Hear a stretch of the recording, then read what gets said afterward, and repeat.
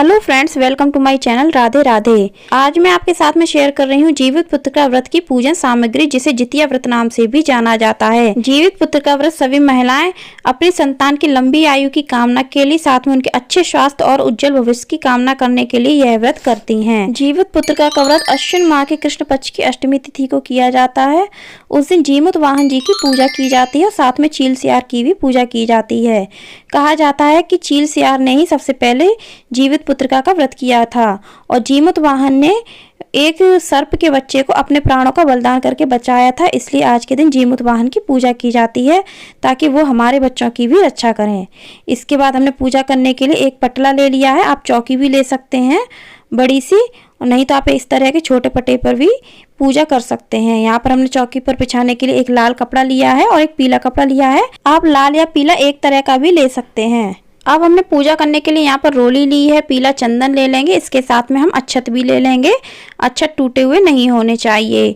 अब हमने यहाँ पर एक हल्दी की गांठ और एक सुपारी ली है भगवान गणेश को अर्पित करने के लिए। अगर आपके पास भगवान गणेश की मूर्ति है पूजा करने के लिए तो आप वो ले सकते हैं, नहीं तो आप सुपारी को भगवान गणेश का रूप मान करके उनकी पूजा कर सकते हैं। यहाँ पर हमने भगवान गणेश के लिए और जीमूत वाहन जी के लिए एक एक जनेऊ लिया है। इसके बाद हमने यहाँ पर दीपक लिया है चौकी पर भगवान के सामने प्रज्वलित करने के लिए।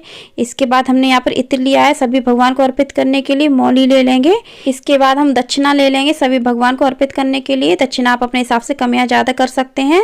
यहाँ पर हमने एक सुपारी ली है, जैसा कि मैंने आपको बताया भगवान गणेश का रूप मान करके इसकी पूजा करेंगे।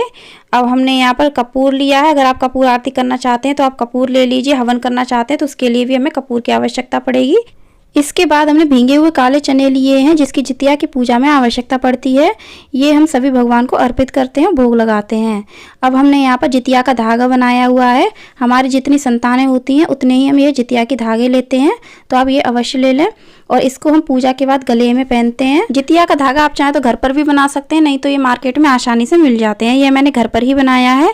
अब हम कलश स्थापना करेंगे। उसके लिए हमने यहाँ पर कलश लिया है। आप तांबे का, मिट्टी का या फिर पीतल का ले सकते हैं। उसके बाद मैंने कुछ अनाज लिया है यहाँ पर, जिसको हम कलश स्थापना में यूज करेंगे। साथ में भगवान को भी आसन देंगे।